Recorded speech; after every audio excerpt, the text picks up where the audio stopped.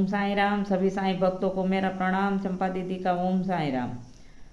सभी साईं भक्तों पर मेरे साईंनाथ की अनंत कृपा बनी रहे, ऐसा मेरा आशीर्वाद है सबके ऊपर। ओम साईं राम। मैं पहला अनुभव, मेरा पहला वीडियो डाल चुकी हूँ और प्लीज़ आप ध्यान से देखिए और पसंद आता है तो आप कमेंट कीजिए, शेयर कीजिए। और बाबा का अनुभव, बाबा का संदेश घर घर, हर इंसान तक, हर साईं भक्त तक पहुँचना चाहिए, ऐसी मेरे सभी भाई बहन के आगे प्रार्थना है। अब हम लोग शिरडी से वापस आए, वो मैं अनुभव दे चुकी हूँ, आपको बता चुकी हूँ कि बाबा जीवित घर में झाड़ू पोछा करते हुए नजर आए, पड़ोसियों ने देखा, वो मैं बता चुकी हूँ। उसके बाद मैं गुरुवार करती गई। जब 5वां गुरुवार, पहले तो शुरू से सभी साईं भक्तों को यही बताऊंगी कि आपको साईं गुरुवार व्रत करते हो और आपकी कभी मन्नत पूरी नहीं होती है तो आप सब, कोई भी कहीं भी है, आप अपने घर में है, बाबा की तस्वीर या बाबा की मूर्ति है मंदिर में, तो मूर्ति के आगे गुरुवार को थोड़ा जल्दी कल सुबह जल्दी उठ के और एक हथेली जितना वाइट कपड़ा लीजिए, उसको काट के, कोरा कपड़ा, उसमें गिल्ली हल्दी, कटोरी में हल्दी डालना है, उसमें पानी डाल के हल्दी गीली करना है।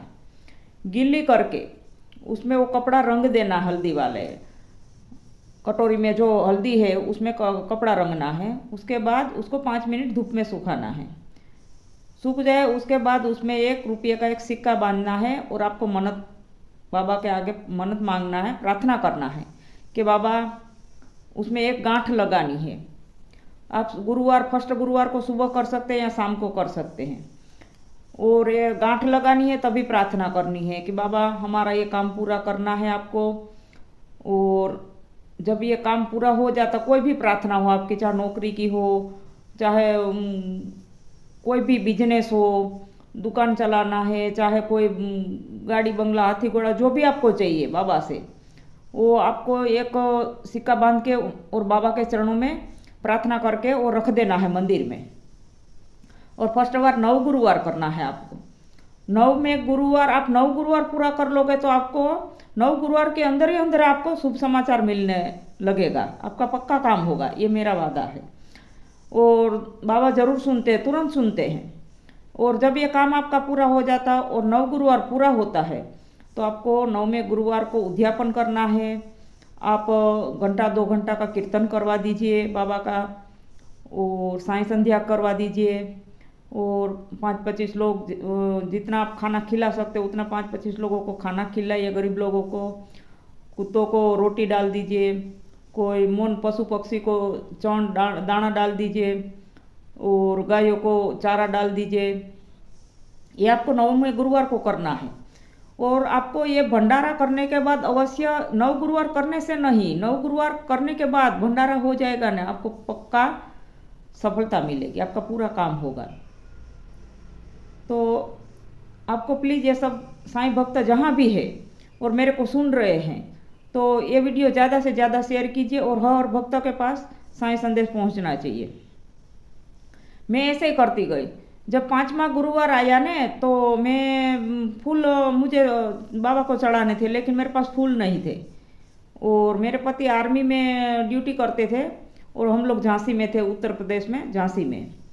तो हम लोग क्वार्टर में थे, सरकारी क्वार्टर में, और वहाँ से 1.5 किलोमीटर की यूनिट थी जो ड्यूटी जाते थे। तो हमारे पास गाड़ी नहीं थी उस टाइम, साइकिल थी। तो दोपहर में खाना खाने के बाद उनको जाना था ड्यूटी, तो बोले कि पास में ही तो है, पैदल चला जाता हूँ तो खाना भी हजम हो जाएगा। तो साइकिल लेके भी नहीं गए। तो उस दिन गुरुवार था और 5वां गुरुवार था। मैं मेरे पति को बोली कि आप वापस शाम को आओगे ड्यूटी से तो फूल लेके आना, कोई भी गुलाब के फूल हो, चाहे गेंदे के फूल हो, पीले फूल मिल जाएंगे तो लेके आना। आज गुरुवार है, मुझे बाबा को शाम को आरती करानी, तब 5-10 फूल मिल जाते तो मैं चढ़ा दूंगी शाम को। बोले ठीक है, याद आएगा तो मैं ज़रूर लेके आऊँगा। और ड्यूटी चले गए। ऐसे मैं काम करती करती शाम हो गई। शाम को 7 बजते मैं आरती करती थी, 7:30 बजे आरती करती थी। 7 बजे बाबा के पास बैठ गई और मैं बाबा को मुझे मंत्र भी नहीं आता है कि कैसे बोलना चाहिए, क्या करना चाहिए, कैसे भक्ति करनी चाहिए, कैसे पूजा करनी चाहिए। बस मैं एक वो पागल भक्त होता है ना, उस तरह हूँ। मैं बाबा को स्नान भी कराती हूँ तो सीधा मूर्ति उठा के बाथरूम में लेके जाती हूँ, नलका खोल के और टप से पानी भर के मग्गा से नहलाती हूँ बाबा को। और डेटोल साबुन हो चाहे रेक्सोना साबुन हो, अच्छी तरह साबुन घिस के नहला देती हूँ।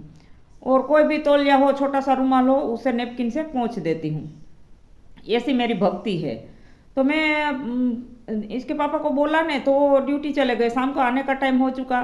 मैं बाबा से बोल रही कि बाबा मेरे पति को बोलना ने, आप थोड़ा उनको याद करवा देना। ज्योति के पापा को बोलना बाबा फूल लेके आएंगे, आप फूल याद करा देना, फूल याद करा देना।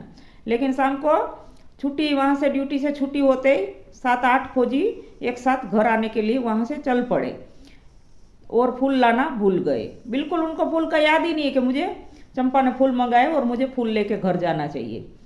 और 7-8 लोग आ रहे फौजी लोग, और वहीं से पैदल ही आ रहे हैं। और हम लोग डबल मंजिली क्वार्टर में थे, बीच में सिंगल क्वार्टर आता है, वहाँ बड़ा नीम का पेड़ था। जो क्वार्टर से 1.5-2 किलोमीटर का फासला है यूनिट का, वहाँ बीच में सिंगल क्वार्टर आते हैं। तो वहाँ एक बड़ा नीम का पेड़ है मेन रोड पे। तो एकदम से वहाँ जो ये सब इसके पापा और बाकी लोग, बाकी फौजी लोग वहाँ चलते चलते वहाँ पहुँच गए। तो वहाँ बाबा आर्मी ड्रेस में खड़े हैं फूल लेके। 75-80 साल के जेंट्स खड़ा है, आर्मी की वर्दी पहन रखी है और 8-10 गुलाब के फूल, एकदम केसरी कलर और पीला कलर, 10-12 फूल लेके हाथ में खड़े हैं। और 7 से 8 फौजी आ रहे थे, उसमें मेरे पति को ही वो बाबा ने बुलाया कि वो सर आप इधर आ जाओ। फिर मेरे पति उधर गए कि शायद आर्मी का साहब खड़े हैं, कुछ काम होगा। तो वहाँ पास में ही खड़े थे, तो गए वहाँ। बोले क्या काम है सर?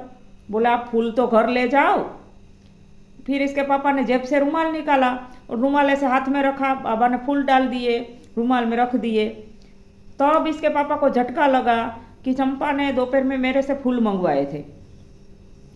तब मैं वहाँ खड़ा था और चंपा थी और तीसरा कोई था नहीं। तो ये आदमी कैसे इनको पता कि फूल लेके घर जाओ, मतलब चंपा ने फूल मंगाए, इनको कैसे पता है? और वो भी 75-80 साल का जेंट्स आर्मी की वर्दी पहन के खड़ा है और इसके पापा को फूल दे के और वहाँ से गायब हो गए। और फिर देखो 7-8 फौजी है, उसमें से किसी को नहीं बुलाया। जो मैंने फूल मंगाए हैं मेरे पति से, तो मेरे पति को ही बुलाया है। तो ऐसे हैं हमारे साईनाथ, मन का, भक्तों का मन का भाव जान लेते हैं। चाहे भक्त 7 समुंदर पार भी हो, बाबा शिरडी में बैठे बैठे मन के विचार जान लेते हैं और मन की पढ़ लेते हैं बाबा, और भक्तों की इच्छा तुरंत पूरी करते हैं। वो फूल लेके आए, बेल बजाने लग गए, बेल बजाने लग गए। मैं बोली थोड़ा धीरज रखो, मैं आ रही हूँ। ऐसे करके जैसे मैंने दरवाज़ा खोला तो मेरे को बोले कि चंपा तेरे बाबा है। मैं बोली कहाँ बाबा है? बाबा तो मुझे दिखाई देते हैं, आप लोगों को किसी को नहीं दिखाई देते। आप तो सब मुझे पागल पागल बोलते हो, तो आप नहीं पागल हो जाना, मैं तो पागल हो चुकी हूँ। बोले नहीं चंपा, बाबा है और मेरे को मिले। मैं बोली कहाँ आपको मिले? बोले तूने फूल मंगाए वो तो मेरे को और तुझे पता है, और तीसरे को नहीं पता। लेकिन वो बाबा वहाँ आर्मी की वर्दी पहन के कैसे खड़े हो गए? और 7-8 फौजी हम लोग आ रहे पैदल, तो मेरे को बुला के क्यों फूल दिए और आदमी को और फौजी को क्यों नहीं दिया? तो इसका मतलब वहाँ बाबा वर्दी पहन के खड़े हो गए थे, वो भी आर्मी की वर्दी पहन के। देखो फिर वो फूल लेके घर आए और वो फूल चढ़ाए, मैंने आरती की बाबा की और फूल बाबा को चढ़ाए। तो बड़ी बड़ी पंखुड़ी वाले, तो जैसे मैं उसमें देख रही हूँ तो पूरी पंखुड़ी में बाबा दिखाई दे रहे। पूरी पंखुड़ी के एक एक जो कली है, फूल के जो पत्तियाँ, उसमें पूरे में बाबा दिखाई दे रहे हैं। ऐसे फिर मैं दूसरे दिन तुलसी पत्ता चढ़ा रही हूँ, कुछ भी बाबा के आगे धर रही हूँ, चढ़ा रही हूँ, तुरंत ही उसमें बाबा दिखाई दे रहे हैं। तो मेरा यही संदेश है कि आप बाबा से प्रेम कीजिए, बाबा के दीवाने हो जाइए। बाबा सृष्टि के मालिक है, वो शिरडी सरकार है, उनको पहुंचने की कहीं भी उनकी ताकत हो, कहीं भी पहुंच जाते हैं। और मैंने कोई ना भक्ति करी, ना मैं पूजा करी, ना तो कभी मैं 1 घंटा भी कभी मंदिर में बैठी होंगी, ना दिया जलाए, ना कभी अगरबत्ती जलाई। बस मेरे को किसी ऊपर श्रद्धा विश्वास नहीं था, मुझे कोई ऐसा गुरु चाहिए कि मुझे मेरी आत्मा को अंदर से जगा दे। और वो बाबा किताब दे के गए और तुरंत ही मुझे जीवित दिखाई दे रहे, घर में चलते फिरते नजर आ रहे हैं। कभी इधर जा रहे, कभी उधर जा रहे, कभी कहीं जाती हूँ तो ऑटो रिक्शा लेके मुझे छोड़ के जा रहे, कभी घर में, कभी कहीं गई हूँ और लेट हो जाती हूँ तो घर में छोड़ के जा रहे। तो आगे ऐसे हजारों अनुभव है मेरा, रोज का ऐसे ऐसे अनुभव है। आप सभी साईं भक्तों को प्लीज़ मेरा वीडियो ध्यान से देखिए और ज़्यादा से ज़्यादा कमेंट कीजिए, शेयर कीजिए, लाइक कीजिए, सब्सक्राइब कीजिए। और दुनिया के कोने कोने पे साईं भक्तों तक ये वीडियो हर इंसान तक, हर साईं भक्त तक पहुंचना चाहिए। मेरा इतनी आपसे प्रार्थना है। और कोई भी साईं भक्त कहीं भी परेशानी हो, घर में कोई भी टेंशन हो, प्लीज़ बाबा के झोली में डाल दीजिए, बाबा कंधे पे डाल दीजिए और बाबा को आप दिल से अपनाइए। बाबा आपका हर दुख दूर करने के लिए आएंगे नहीं, आए हुए हैं। हम पहचान नहीं पा रहे हैं बाबा को, क्योंकि बाबा ने बोला है कि मैं चराचर में व्याप्त हूँ। मतलब बिच्छू, हाथी, घोड़ा, कुत्ता, सुअर, हर जगह हर जीव में मेरा वास है। तो आप उसी में दिल से, कोई भी आता है उनको मारिए मत, उनको धुतकारिए मत। आपके पास कुछ है तो उसको दान पुण्य कीजिए, कुछ खिलाने को है तो खिला दीजिए, क्योंकि अन्न से बड़ा कोई दान नहीं है। और शिरडी में जो भी जा रहे और अन्न का दान कर रहे तो वहाँ कोई अन्न की, काफ़ी लोग ऐसे हैं कि वहाँ अन्न की कोई कदर नहीं है। तो आपको शिरडी से बाहर होके उद्यापन करना है, भंडारा करना है, दान पुण्य करना है। जो ऐसे जीवों को दान पुण्य करना है जिसके नसीब में 3 टाइम में 1 टाइम भी रोटी नहीं मिलती है, उनको 1 टाइम भी खाना नसीब नहीं होता है, किसी के शरीर पे कपड़ा नहीं है, उनको कपड़ा लेके पहनाइए, चाहे पुराना ही दीजिए। और किसी के पैरों में चप्पल नहीं, जूते नहीं है, उसको दिलाइए। उसमें हमारे बाबा, आपको तुरंत ही हमारे बाबा का दर्शन होगा, क्योंकि मैं वही देख पा रही हूँ और वही मैं प्योर में बाबा की दीवानी हूँ और प्योर बाबा के रास्ते चली हूँ। मैं बोली थी बाबा को, बाबा आप मेरे साथ चलो, आप कहोगे वैसे ही मैं करूँगी और मैं कहूँगी वैसे आप करना।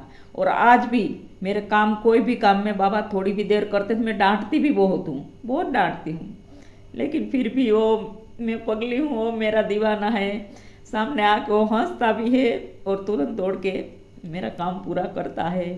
वो भक्तों का दीवाना है, वो हमारा परम पिता है, हम उनके बच्चे हैं। जब हमारे को कोई टेंशन आती है, कोई ऐसी बड़ी टेंशन आ जाती है, तो एक बाप का बेटा है वो भटकेगा तो बाप छोड़ देता है ना, उस तरह हमारा परम पिता परमेश्वर, ये मालिक हमारे को भी ठुकराने के लिए थोड़ा रास्ता भटका देते हैं, लेकिन फिर उन्हीं को टेंशन होती है और वही हमें उगारते हैं, वही हमें हमारी मंजिल तक पहुंचाते हैं। और मैं पल पल, मिनट मिनट उनको मेरे करीब देख रही हूँ, मेरा काम किया जा रहा है और बस यही बोलते हैं कि तू शिरडी चल मेरे साथ। और मैं शिरडी जाती हूँ।